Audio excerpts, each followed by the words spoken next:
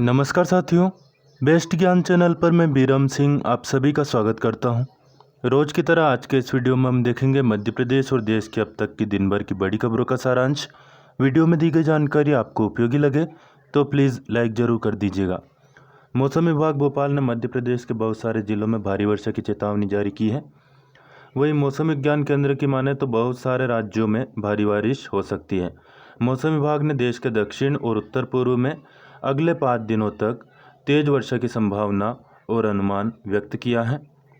मौसम विभाग ने कहा है कि दक्षिणी प्रायद्वीप, बिहार, पश्चिम बंगाल और सिक्किम का जो उप हिमालयी क्षेत्र है, इसके अलावा पूर्वोत्तर में अगले कुछ दिनों तक तेज वर्षा हो सकती है।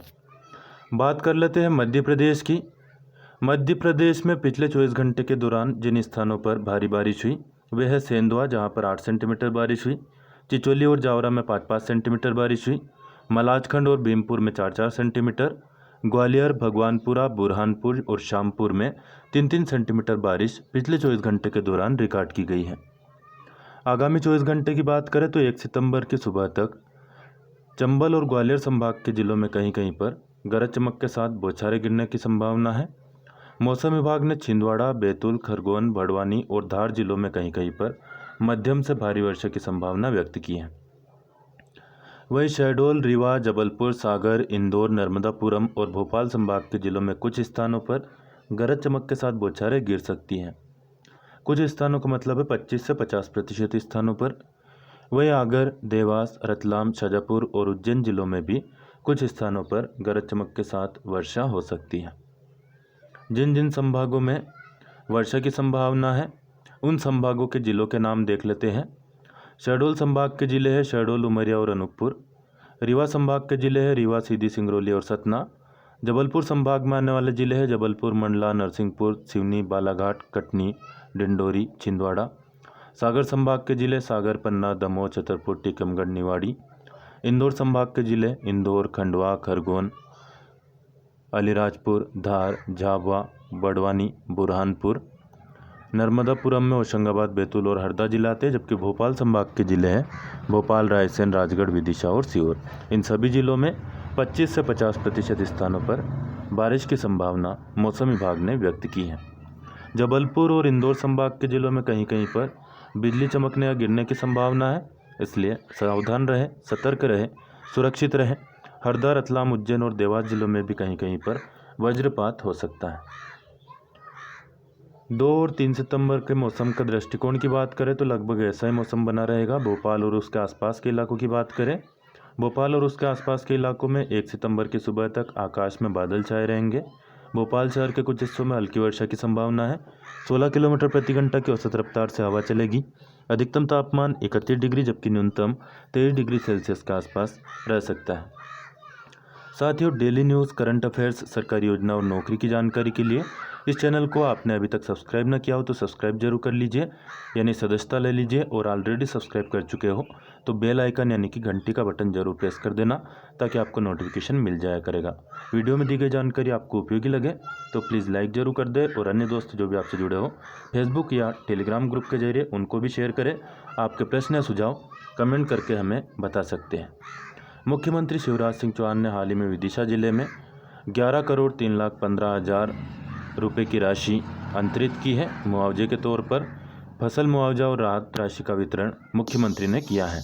यहां पर सिंगल क्लिक के माध्यम से मुख्यमंत्री के द्वारा यह राशि ट्रांसफ़र की गई है, जो कि शीघ्र ही विदिशा जिले के किसानों के खाते में पहुंच सकती है।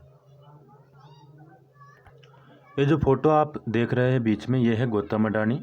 ये भारत के ही नहीं बल्कि एशिया के सबसे धनी व्यक्ति हैं।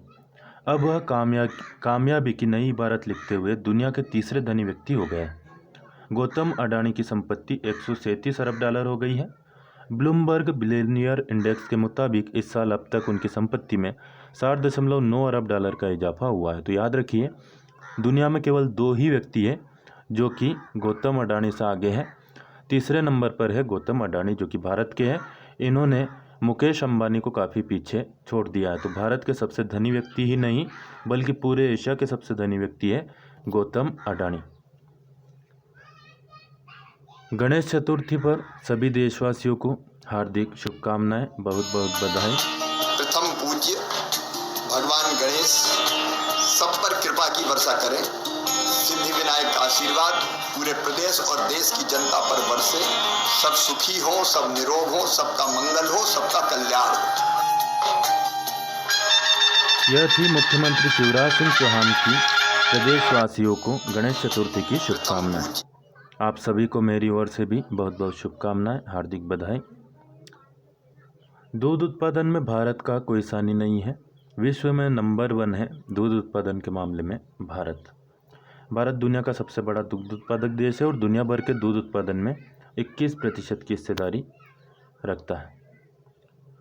5G स्पेक्ट्रम की नीलामी हो चुकी है, लेकिन कब तक आ जाएगा इसकी बात करें तो रिलायंस जियो ने देश के प्रमुख शहरों में दीपावली तक 5G सेवाएं शुरू करने के लिए समझौता किया है कुछ कंपनियों से। इन कंपनियों का नाम है मेटा, गूगल, माइक्रोसॉफ्ट और इंटेल। तो विश्व की प्रमुख IT कंपनियां हैं जिनके साथ में जियो ने यह समझौता पर हस्ताक्षर किए हैं। 5G के संबंध में यह समझौता है। तो दिवाली से पहले देश में 5G स्टार्ट होने की संभावना बहुत ही कम है। कुछ ही शहरों में शुरू में 5G स्टार्ट होगी, उसके बाद में अन्य जगहों पर विस्तार करने का निर्णय लिया जाएगा। हाल ही में मंगलवार को शिवराज कैबिनेट की बैठक हुई और इसमें कुछ महत्वपूर्ण निर्णय लिए गए। इंदौर, भोपाल, शिवपुरी, इंदौर, देवास, सीहोर और ग्वालियर में निजी यूनिवर्सिटी यानी कि विश्वविद्यालय खुलेंगे। थॉमस कप में स्वर्ण पदक जीतने वाले बैडमिंटन खिलाड़ी श्री प्रियांशु रजावत को 10 लाख रुपए प्रोत्साहन राशि देने की मंजूरी दी गई। योग आयोग के गठन का कैबिनेट के द्वारा अनुमोदन कर दिया गया है। खनिज विभाग के बकाया राजस्व वसूली के लिए कार्ययोजना को भी स्वीकृति दी गई। खाद्य नागरिक आपूर्ति विभाग में कंप्यूटर ऑपरेटर की नियुक्ति को मंजूरी मिली। इसके अलावा पुराने सरकारी हेलीकॉप्टर के पार्ट्स बेचने के प्रस्ताव को भी मंजूरी दी गई है। देश के 6 चुनिंदा अफसरों के साथ सम्मानित होंगे राजगढ़ के SP अवधेश कुमार गोस्वामी। 30 साल में दूसरी बार MP के किसी ट्रेनिंग सेंटर का चयन पुरस्कार के लिए किया गया है। गृह मंत्रालय के द्वारा यह पुरस्कार दिया जाएगा। रोड मैप फॉर इंडिया @100 यह रिपोर्ट जारी हुई है। इसके हिसाब से 25 साल बाद भारत बन सकता है मिडिल इनकम ग्रुप का देश। तो दुनिया के मुकाबले भारत की बात करें तो कहा जाता है कि भारत विश्व की आर्थिक महाशक्ति है, लेकिन यहाँ पर जो इंस्टीट्यूट फॉर कॉम्पिटिटिवनेस ने मंगलवार को road map for India @100 report जारी की। इसमें सुझाव दिया है कि देश को अगले 25 साल में मिडिल इनकम ग्रुप में पहुंचना है तो सरकार को मंत्रालयों और विभागों का पुनर्गठन कर सिंगापुर की A-स्टार जैसी एजेंसी बनानी चाहिए। प्रधानमंत्री की जो आर्थिक सलाहकार परिषद है उसके अध्यक्ष है विवेक देवराय। इनकी मौजूदगी में रिपोर्ट जारी की गई। इसमें बताया गया है कि देश के टॉप जो 70 जिले हैं उनमें देश के कुल 10% नौकरी पेशा लोग हैं। इनकी औसत आय देश के बाकी हिस्से की तुलना में 2 गुना है, जबकि देश के सबसे निचले 305 जिलों में देश के 50% नौकरी पेशा लोग हैं। इनकी आय देश के बाकी हिस्से की तुलना में आधी है। पूरे देश में केवल 20% कामकाजी महिलाएं हैं। इस रिपोर्ट में कहा गया है कि 2047 में जब भारत की आज़ादी को 100 वर्ष पूरे होंगे, भारत निम्न आय वर्ग से उठकर मिडिल इनकम वर्ग का देश बन सकता है। इसके लिए भी बहुत सारे मापदंडों पर खरा उतरना होगा, जैसे कि सामाजिक असमानता पर काबू पाना, आर्थिक प्रगति का लाभ हर वर्ग को देना, महिलाओं और कम कुशलता वाले लोगों के लिए सबसे ज़्यादा नौकरियां पैदा करना, और तीसरा वैश्विक बदलाव के हिसाब से नीतियां बनानी होगी और केंद्र और राज्य के बीच में समन्वय को बेहतर करना होगा। तो यहाँ पर आप देख सकते हैं कि भारत की क्या स्थिति है और कितनी मेहनत करनी पड़ेगी तब जाकर भारत मिडिल ग्रुप इनकम में शामिल होगा। फिलहाल निम्न आय वर्ग में भारत की गिनती होती है विश्व आधार पर देखा जाए तो। शिक्षकों को 4 सितंबर को मिलेंगे नियुक्ति पत्र। भोपाल के जम्बूरी मैदान में कार्यक्रम होगा। इसमें मुख्यमंत्री शिवराज सिंह चौहान सांकेतिक रूप से कुछ शिक्षकों को नियुक्ति पत्र प्रदान करने वाले हैं। अग्निवीर भर्ती के लिए रजिस्ट्रेशन 3 सितंबर से शुरू होंगे। joinindianarmy.nic.in पर जाकर आप रजिस्ट्रेशन कर सकेंगे। 7 से 11 सितंबर तक एडमिट कार्ड डाउनलोड कर पाएंगे। बाढ़ में नष्ट हुई फसलों का जल्द हो सर्वे, भारतीय किसान संघ ने ज्ञापन सौंप के रखी है मांग। अतिवर्षा से जो फसलें नष्ट हुई हैं, कलेक्टर के नाम ज्ञापन सौंपा गया तहसीलदार को। प्याज लहसुन कोड़ियों के दाम बिक रहे हैं, किसानों को इनका उचित दाम दिलवाने के लिए भी मांग की गई है। वहीं क्षेत्र की खाली गौशालाओं में बेसहारा गायों को भिजवाने, गांव में बंद पड़े विद्युत ट्रांसफार्मर को चालू करवाने, उर्वरक की समय से व्यवस्था करवाने सहित अन्य मांगें भी रखी गई। वहीं जिला सहकारी बैंक से बनी केसीसी के रुके भुगतान की जल्दी शुरू करवाने की मांग भी प्रमुख रूप से रखी गई है। इस मौके पर सुनील नागर, राजेश नागर, विष्णु दांगी, कैलाश नागर सहित कई किसान मौजूद रहे। फोटो भी आप इनका देख सकते हैं। तो जल्द से जल्द किसानों की सुध सरकार को लेनी चाहिए और इनकी मांगें पूरी होना चाहिए। राज्य रानी बिलासपुर एक्सप्रेस समेत 3 जोड़ी ट्रेनें निरस्त रहेगी। जबलपुर डिवीजन के कटनी बिना रूट पर तीसरी लाइन बिछाने का काम किया जा रहा है। इसके कारण यह ट्रेनें निरस्त रहनी है। कुछ का रूट भी डाइवर्ट किया गया है। यहाँ पर वीडियो को रोक करके आप इसको पढ़ सकते हैं। खाद्यान्न की जो सार्वजनिक वितरण प्रणाली है, इसके प्रबल समर्थक रहे थे और पद्म भूषण से अलंकृत थे अर्थशास्त्री जिनका नाम है अभिजीत सेन। इनकी 72 साल की आयु में मृत्यु हो गई है, निधन हो गया है। अडानी से रहित सिर्फ 2 इंसान हैं, कौन? एलन मस्क और जेफ बेजोस। अब टेस्ला के सीईओ है एलन मस्क और अमेजन के फाउंडर है जेफ बेजोस। केवल ये ही 2 व्यक्ति हैं जो कि गौतम अडानी से आगे हैं। गौतम अडानी की बात करें तो उनका जो कारोबार फैला हुआ है, energy, port, logistic, mining, gas, defence, aerospace और एयरपोर्ट सेक्टर में है। फॉर्चून सोयाबीन ऑयल जो आता है वह अडानी समूह का ही है। समूह की कंपनियों के शेयरों में 2020 के बाद 1000% तक तेजी देखी गई है। अडानी की बढ़ती नेटवर्थ के पीछे यह सबसे बड़ी वजह है।